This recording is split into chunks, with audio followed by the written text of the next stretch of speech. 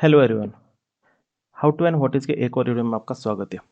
आज हम देखने वाले Accenture interview question and answers for UI developer. मैंने एक वीडियो बनाया था जिसमें मैंने सारे क्वेश्चन इंग्लिश किए थे।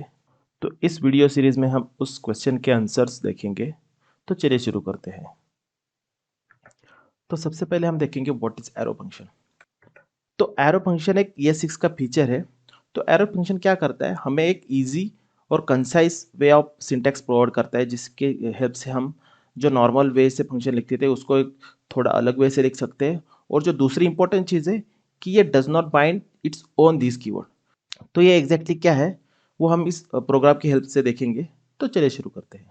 तो आप यहाँ पे देख सकते हो, यहाँ पे मैं नॉर्मल ऐड नाम का फंक्शन बनाया है और वहाँ पे मैं ए और बी तो पैरामीटर पास कर रहा हूँ और उसके एडिशन रिटर्न कर रहा हूँ। तो अगर इसको मैं सेव करता तो यहाँ पे उसका आउटपुट मिल जाएगा। तो सिमिलर फंक्शन हम एरो फंक्शन के हेल्प से भी लिख सकते हैं। तो एग्जैक्टली हम उसको क्या कर सकते हैं कि यहाँ पे जो हमारा ऐड फंक्शन है तो उसको हम एक कांस्टेंट में सेट कर लेंगे। यहाँ पे सिंपल हम क्या है कांस्टेंट ऐड और यहाँ पे इक्वल टू, यानी एक कांस्टेंट बन जाएगा जिसको मैं क्या है एरो फंक्शन उसको असाइन हो रहा है।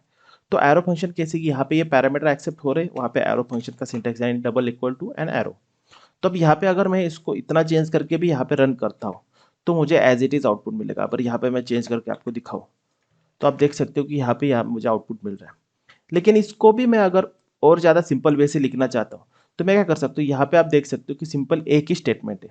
तो अगर एक ही स्टेटमेंट है तो मुझे ये रिटर्न और ये जो करली ब्रैकेट है इसकी ज़रूरत नहीं है। अगर मैं इसको भी यहाँ से हटा देता हूँ तो मुझे आउटपुट जो मिलेगा वो एज इट इज़ मिलेगा। तो ये simplest way of arrow function है। जो हमने 2-3 लाइन में जो एक ऐड फंक्शन लिखा था वो हम सिंपल वे से यहाँ पे ऐसे लिख सकते हैं। तो ये तो एक होगा एक way of writing the arrow function. तो यहाँ पे मैंने और एक प्रोग्राम बनाया है कि फंक्शन ग्रीट है और यहाँ पे सिंपल कंसोल डॉट लॉग हो रहा है हेलो प्रोग्रामर्स। अगर मैं इसको रन करता हूँ तो यहाँ पे हेलो प्रोग्रामर्स ये मुझे आउटपुट मिलेगा। लेकिन अगर सिमिलर फंक्शन को मुझे एरो फंक्शन में कन्वर्ट करना हो तो हम देखते हैं कि एग्जैक्टली इसको कैसे कर सकते हैं। तो यहाँ पे आप अगर मुझे इसको एरो फंक्शन में कन्वर्ट करना है तो मैं क्या करूँगा सिंपली कि ये जो ग्रीट फंक्शन है तो इसको मैं एक सिंपल जैसे हमने किया था एक कांस्टेंट को असाइन कर रहा हूँ। तो कांस्टेंट को असाइन करने के बाद मैं क्या करूँगा, यहाँ पे अभी कैसे कि कुछ भी पैरामीटर एक्सेप्ट नहीं कर रहे तो हम अगर कुछ भी पैरामीटर्स नहीं है तो सिंपली हम एक ओपनिंग एंड क्लोजिंग ब्रैकेट डालेंगे। उसके बाद एरो फंक्शन का जो एरो है वो क्रिएट करेंगे। अब यहाँ पे अगर मैं इसको भी रन करूँगा तो मुझे आउटपुट मिल जाएगा। लेकिन जैसे मैंने पहले बताया था कि अगर सिंगल स्टेटमेंट है तो मुझे ये कर्ली ब्रैकेट की बिल्कुल भी जरूरत नहीं है। तब यहाँ पे आप देख सकते हो कि अगर मैं इसको सिंपली यहाँ पे एक सिंगल लाइन में लिखूँ एज, तो भी मुझे एज इट इज आउटपुट मिलेगा। मैंने यहाँ पे और एक फंक्शन बनाया है जहाँ पे हम क्या कर रहे हैं कि एक सिंगल पैरामीटर एक्सेप्ट कर रहे हैं नॉर्मल फंक्शन के केस में। तो अगर उस केस में हमें अगर इसको लिखना है तो हम क्या करेंगे कि इस तरीके से फंक्शन है उसको कॉल करें और पैरामीटर पास करें। लेकिन सिमिलर फंक्शन को अगर मुझे एरो फंक्शन में कन्वर्ट करना है तो मैं किस तरीके से कर सकता हूँ कि यहाँ पे अगर आप देखोगे तो मुझे क्या करना पड़ेगा। सिंपल मैंने यहाँ पे क्या किया है, मान लो मैंने इसको कांस्टेंट को असाइन कर दिया ग्रिड जैसे हमने सिमिलर देखा था। तो कांस्टेंट इक्वल टू जो अब यहाँ पे देखोगे कि मैं यहाँ पे name as an parameter pass करता हूँ। अगर यहाँ पे हम नेम पैरामीटर पास करें, अगर हमारा एक ही पैरामीटर है तो उस केस में हमें उसको करली ब्रैकेट देने की जरूरत नहीं है। और यहाँ पे जैसे कि एक ही single variable single statement return हो रहा है तो इस केस में हमें ये करली ब्रैकेट की भी जरूरत नहीं।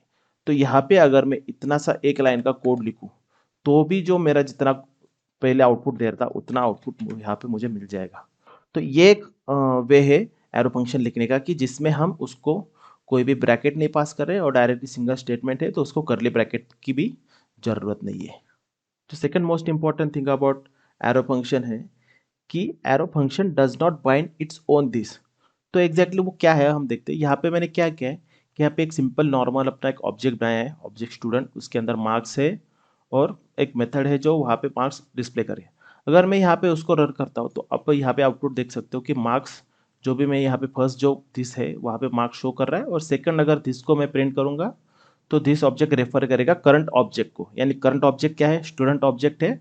और स्टूडेंट ऑब्जेक्ट में क्या हमने किया है, एक जो मार्क्स का है 65 और जो दूसरा है शो मार्क्स नाम का फंक्शन है।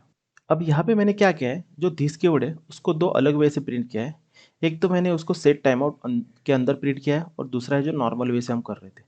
अगर मैं यहाँ पे उसको अगर एग्जीक्यूट करता हूँ तो आप आउटपुट में डिफरेंस देखोगे कि फर्स्ट जो दिस कीवर्ड है ये जो नॉर्मल वे से जब मैं प्रिंट करता हूँ तो ये करंटली जो करंट ऑब्जेक्ट है उसको रेफर कर रहा है।